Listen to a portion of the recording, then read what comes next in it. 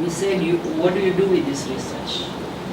And that's also a challenge with this project, because there's some very good stuff coming out.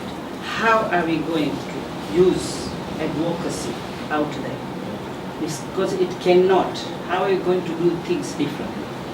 Because the researchers have published a lot, but it hasn't gotten to its people. Call it participatory research, call it whatever. Okay? But the whole issue of advocacy, so they let us use the research, and from that we produced 4 radio programs. That time Tanzania only had a radio. It was a one-party state. It had one radio, Radio Tanzania, very famous, and one English paper, one Kiswahili, Uhuru, and one party paper. That's it in terms of media, no social media. So we broadcasted it. These 4 programs was on pregnancy among schoolgirls. It was rampant because the bureaucratic bourgeoisie, which is a class which was created after nationalization and parastatals, were going hayward. We will call them Wabenzi.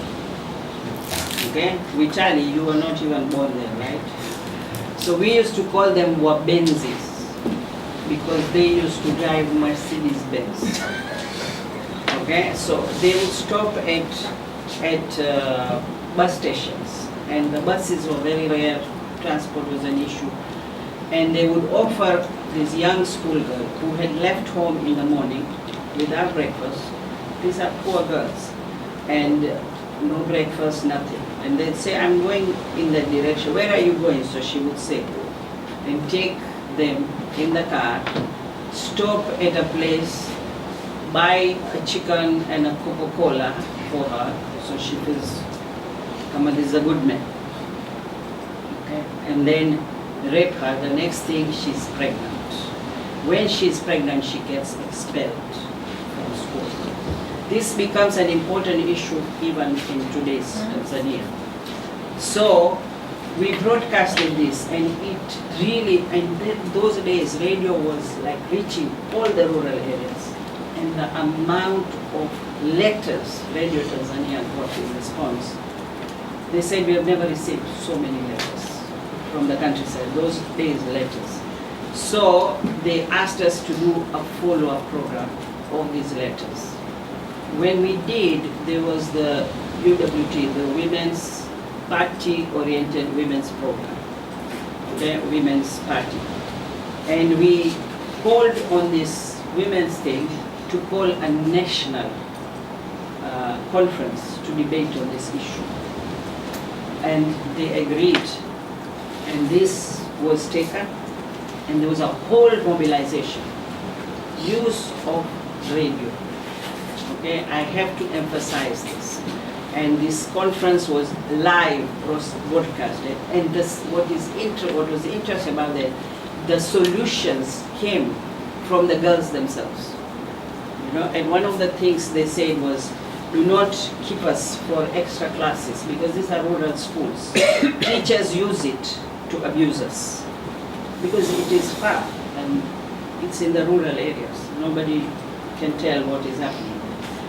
So we want the government to bear this. And they gave very good suggestions. So we broadcasted the solutions. As a result of this, the mobilization on pregnancy among schoolgirls, because those days when schoolgirls were pregnant, they would just be expelled, and that's the end of the story. Nothing happens to the guys.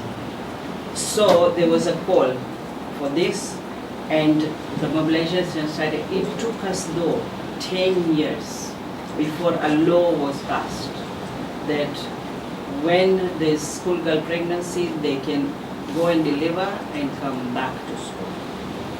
And I remember even case studies that we would go to the court and defend and all that. You know, it's this whole activism which was there then. And I remember the day it passed, you know, but not only us, but the whole country celebrated it. The radios were beaming, the marketplaces were full of discussions. And we've had this law. Now, fast forward to present. In the present regime, one of the first thing they have banned is schoolgirl pregnancy, once they get pregnant, out, with the stroke of a pen. Okay? So this is a scenario for now. In an age where there is multi-partisan, there are all sorts of newspapers, are there, all 21 newspapers we have. There are social media, okay? So the issue here also I'm challenging is not what is there, but how you use it. Okay? Those were very effective days.